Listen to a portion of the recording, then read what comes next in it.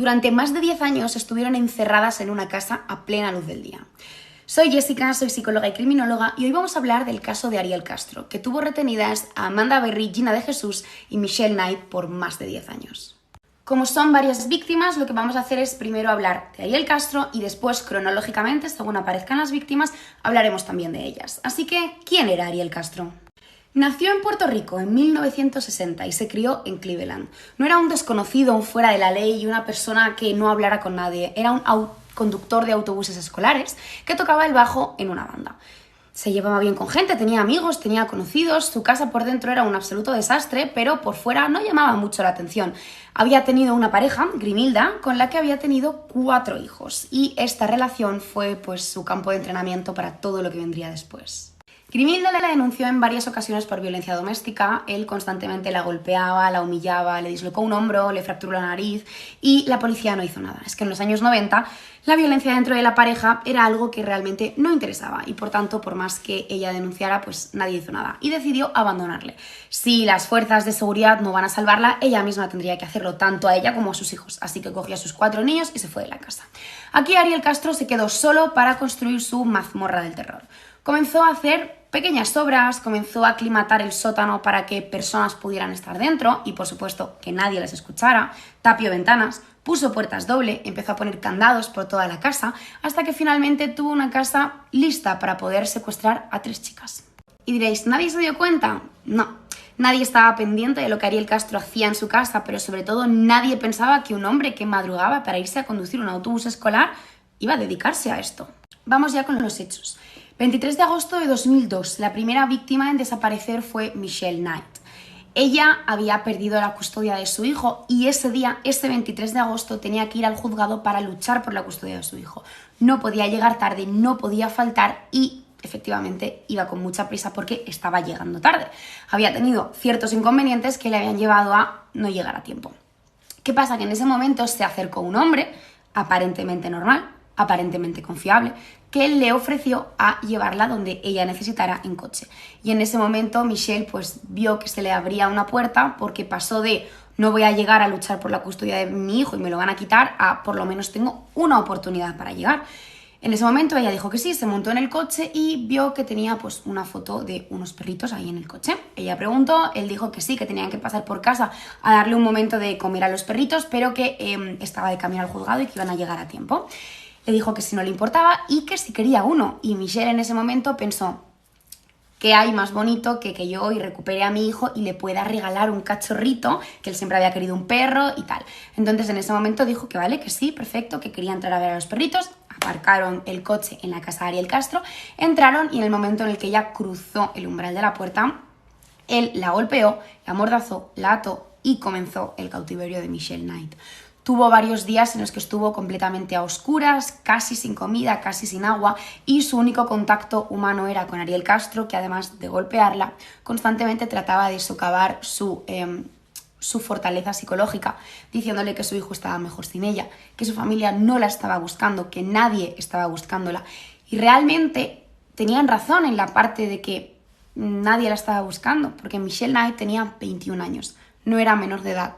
No había ningún interés, nada que dijera que ella no se había ido voluntariamente, no había signos de violencia, no había ningún indicio de que ella había sido secuestrada o retenida, porque ya sabéis que secuestro y detención no es lo mismo.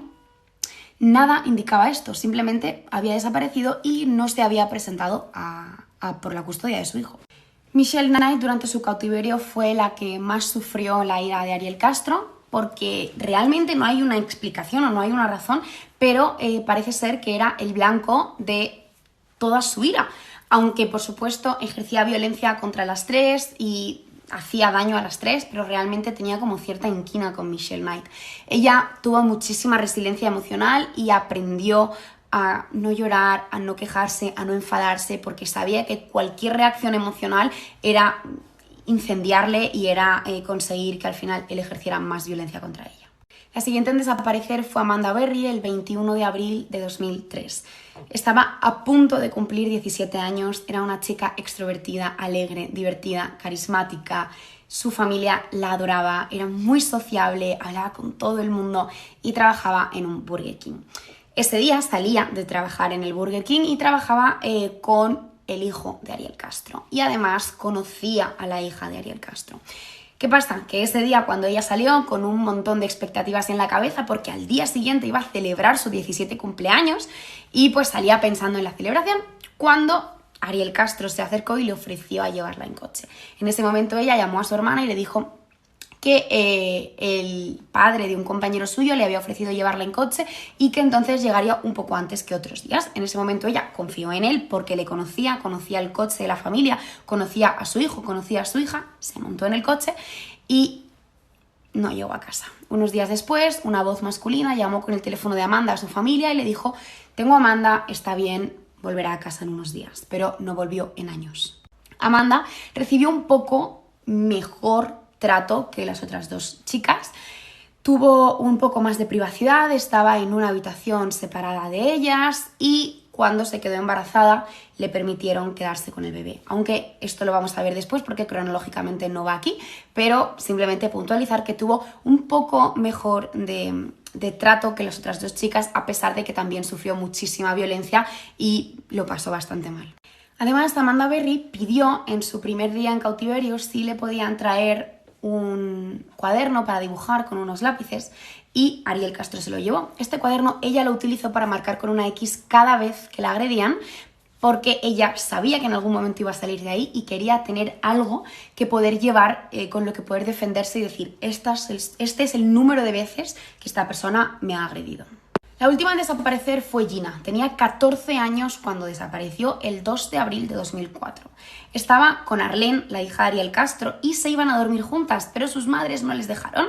Entonces, pues se fueron cada una para su casa, se despidieron y Gina de camino a su casa se encontró con Ariel Castro, que es el padre de Arlene, y que le dijo que él la llevaría a casa en coche. Gina se fió, se subió al coche y Ariel le dijo: voy a parar un momento en mi casa que voy a coger dinero y ya nos vamos. Y en el momento en el que llegaron a casa de Ariel, Gina ya no salió de allí.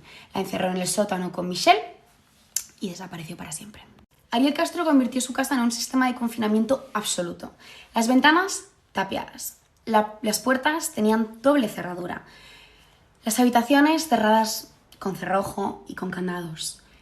Los pasillos tenían campanas improvisadas, tenían espejos colocados estratégicamente para que cualquier movimiento fuera detectado por él. Incluso en ocasiones él fingía que salía de casa y que se iba y se dejaba una puerta abierta. Y cuando ellas intentaban escapar, él las atrapaba y las pegaba hasta que ellas se arrepentían de haber intentado escapar. Esto lo hacía una y otra vez para que ellas sintieran que no tenían escapatoria por más que él se dejara una puerta abierta. Esto en psicología se llama indefensión aprendida y básicamente es hacer sentir a alguien que no tiene salida, que no tiene escapatoria y que no puede enfrentarse en este caso a él y en otros casos a otras cosas, de manera que si en algún momento por lo que sea él se dejaba una puerta abierta sin querer y no era a propósito, ellas tuvieran tanto miedo porque no supieran si era una prueba o no era una prueba que decidieran no intentarlo. Constantemente Ariel Castro jugaba psicológicamente con ellas. Jugaba con la indefensión aprendida, pero también con el hambre. Les llevaba comida solo para dos o solo para una. El resto tenían que mirar. Michelle llegó a quedarse embarazada en 5 ocasiones y Ariel, golpeándola, le hizo perder el bebé en 5 ocasiones. Constantemente les repetía que nadie les estaba buscando y les permitía ver la tele porque, es verdad, años después cada vez las buscaban menos, las noticias sobre ellas eran menos y cada vez el mundo miraba más hacia otro lado. Sin embargo, en la tele pudieron ver una cosa que les hizo pues que la esperanza volviera para ellas, el rescate de Elizabeth Smart. Y también Gina pudo ver cómo su madre lloraba en televisión pidiendo que su hija volviera. Esto hacía que a pesar de estarlo pasando realmente mal, tuvieran un poquito de esperanza. Llegó el 25 de diciembre de 2006 y nació la hija de Amanda Berry, Jocelyn. Fue asistida por Michelle Knight en el parto. Ariel la obligó y le dijo que si algo le pasaba a la niña sería culpa de ella y la mataría. Sin embargo, la niña nació. Al principio tuvo un problema para respirar, pero finalmente consiguió estar bien, estar sana y Amanda se esforzaba cada día en enseñar a su hija a leer, enseñarla a sumar, enseñarla a escribir. Y que viviera una vida lo más normal posible dentro de que estaban encerradas. Le hacían dar de un lado a otro de la habitación para que pues, pudiera estirar sus piernas y pudiera hacer un poco de ejercicio. Hacían ejercicio, hacían fichas del colegio y realmente intentaba pues eso, que viviera una vida completamente normal a pesar de todo. Amanda y Jocelyn dormían en una habitación separadas de Michelle y de Gina y era una habitación que estaba lo más adaptada a una niña posible dentro de la situación que tenían. Tenía algunos juguetes, tenía esto para que no se cayera de la cama, una pizarra. Llegó el 6 de mayo de 2013. Jocelyn ya tenía 6 años y a pesar de que habían intentado que llevara una vida normal como el resto de niños, ya se daba cuenta de que no era normal, que la encerraban, que no dejaban salir a su madre a ningún sitio y que algo no iba bien. Así que un día, 6 de mayo de 2013, vio que su padre se había dejado una puerta abierta y corrió a avisar a su madre, corrió a avisar a Amanda, le dijo que se había dejado esta puerta abierta y ella fue a comprobarlo y efectivamente había puerta doble, la puerta del interior estaba abierta pero la del exterior estaba cerrada. Amanda se lo pensó y pensó que podía ser una trampa, como otras veces que ya se lo habían hecho, y sabía que si era un error, si era una trampa, si ella intentaba escapar y Castro estaba al otro lado de la puerta, iban a castigar brutalmente a las tres, pero decidió arriesgarse por su hija. Vio que no podía salir porque la puerta estaba cerrada, pero que había una rendija. Sacó la mano por la rendija y empezó a gritar: socorro, socorro, ayudadme, socorro, soy Amanda Berry. Había un hombre ahí cerca, Ángel Cordero, pero no hablaba inglés y se quedó un poco en shock y en ese momento llegó Ramsey. Charles Ramsey fue quien finalmente respondió a estos gritos, tiró la puerta abajo y consiguió sacar a Amanda Berry y a su hija. Amanda, con Jocelyn de la mano, salió corriendo a casa de un vecino, entró y dijo: por favor, llama a emergencias, soy Amanda Berry. He estado desaparecida 10 años y ahora estoy libre. Esta llamada desencadenó una operación policial de inmediato. La policía en minutos consiguió llegar a la casa y Amanda les dijo que había otras 2 chicas más encerradas. Fueron y efectivamente allí se encontraban Gina de Jesús y Michelle Knight en unas condiciones físicas y psicológicas bastante malas. Por lo tanto, las 4, ellas 3 y la niña, fueron llevadas al hospital. Y diréis, ¿por qué no habían intentado escapar antes? Sí, lo habían intentado, pero todas las veces había sido una trampa. ¿Y por qué esta vez pudieron escapar? Pues porque realmente esta vez, por primera vez, Ariel Castro de verdad se despistó, de verdad no era una trampa, porque Jocelyn ya tenía conciencia de que algo no iba bien y porque alguien del exterior escuchó y decidió ayudar. Ese mismo día Ariel Castro fue detenido y 2 días después, el día 8, fue acusado de 4 cargos de secuestro, 3 por las chicas y 1 por Jocelyn, y de 3 cargos de violación grave, 1 por cada mujer. Sus 2 hermanos fueron detenidos inicialmente pensando que podían haber estado cooperando con él, pero finalmente vieron que no tenían nada que ver y fueron retirados los cargos. Ariel Castro se mostró frío, no tenía ningún tipo de remordimiento, decía que él estaba enfermo pero que no era un monstruo y que las chicas estaban bien. La fiscalía dijo que estaba planteándose acusar a Ariel Castro de asesinatos agravados por los 5 abortos que había obligado a Michelle a tener a golpes y esto llevaría a Ariel Castro ante la pena de muerte. Ariel Castro sabía que si iba a juicio era muy probable que tuviera una pena capital y realmente la fiscalía tampoco quería llegar a juicio porque sería hacer a las víctimas revivir todo durante años y había una pequeña posibilidad de que él no recibiera la condena que la fiscalía pensaba que merecía. Por tanto, decidieron negociar.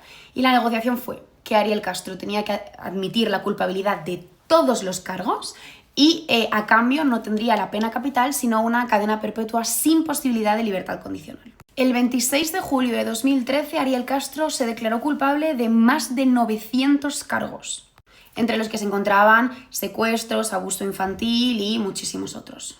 No hubo disculpas, no hubo arrepentimiento, pero hubo una sentencia de cadena perpetua sin posibilidad de libertad condicional.